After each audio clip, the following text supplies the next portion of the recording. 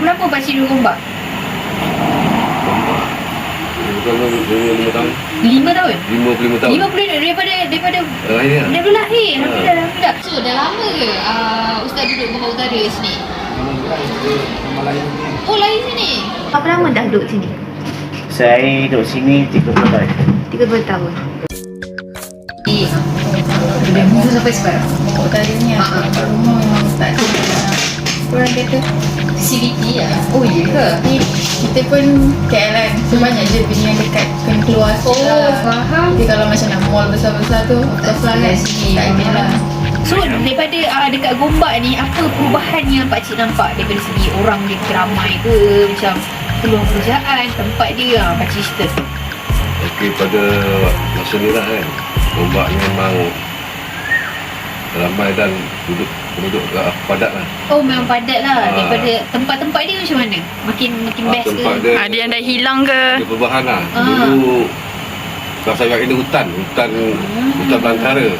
Oh, okey. Lepas tu? Lepas tu tahun lebih ke 80-an lah kan. 80-an?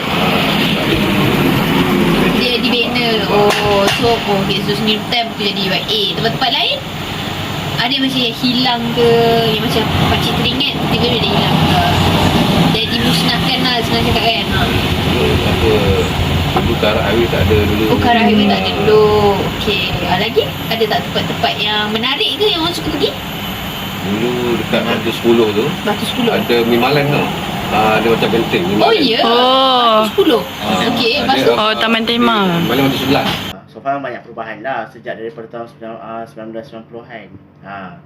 Sebelum daripada tu, kawasan Gombak ni semua kawasan pertanian. Memang sampai sekarang pun nizam tanah Gombak ni kawasan pertanian. Sebab kawasan kat sini kita tanaman utama padi dengan getah. Lepas tu sikit-sikit dia membangun sebab sejak UIA dibina jadi orang cakap banyaklah pembangunan tu sebab dia memang akan ikutlah urbanisasi tu. Oh, okey. Alhamdulillah orang makin ramai sebab kita dengan institusi besar ni UAE, kita ada GPI apa semua kat sini. Betul-betul. Jadi makin ramai, makin tambah. Pembangunan pun alhamdulillah maju.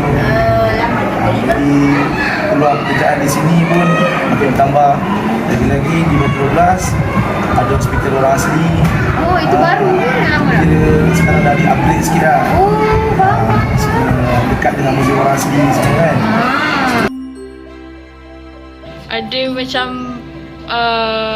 feeling attachment tak? Maksudnya macam tak nak tinggalkan Gombak Utara ni, macam nak stay kat sini je. Betul. Sebab Gombak ni macam lain lah. Mungkin sebab kita berselah kat sini, kat event tu dia macam dia cakap dia tak ada orang kata tak ada tapi dia suasana dia seronok sebenarnya. So memang tak nak tinggal Gombak lah. Boleh tak nak lah. Okay. Terima kasih. Aina. Okey, pakcik suka ke kerja kat Gombak ni? Rasa macam nak pergi tempat lain tak? Ke macam nak duduk di sini? Saya seronok lah kerja kat UAE Gombak. Seronok kerja Gombak. Rumah berdekat kan. Rumah sini je lah. Tak ada rasa nak pergi tempat lain lah. Kita ada yang tempat eco pelancongan. Maksudnya based on ecotourism yang ekosistem kat sini lah. Maksudnya tempat semua jadi. Contohnya Alang Sedayu, Sungai Pisang, and then kita ada pusat rekreasi untuk sukan lasak. Kita ada dekat Sungai Pusu dan juga dekat Batu 16. Ada jugalah sabtahan turis datang. Oh, turis datang. Oh, sebab museum juga. Museum orang asli lah. Pakai kayu basikal dia pun. Kayu basikal pun ada. Pergi ke atas. Dekat panggil apa? Mana kan? Kayu basikal yang mana tu? Daripada ni kan, daripada Ken yang naik basikal kayu ke sini. Jalan lama ni lah. Jalan lama ni. Kalau air 1 minggu kena lah.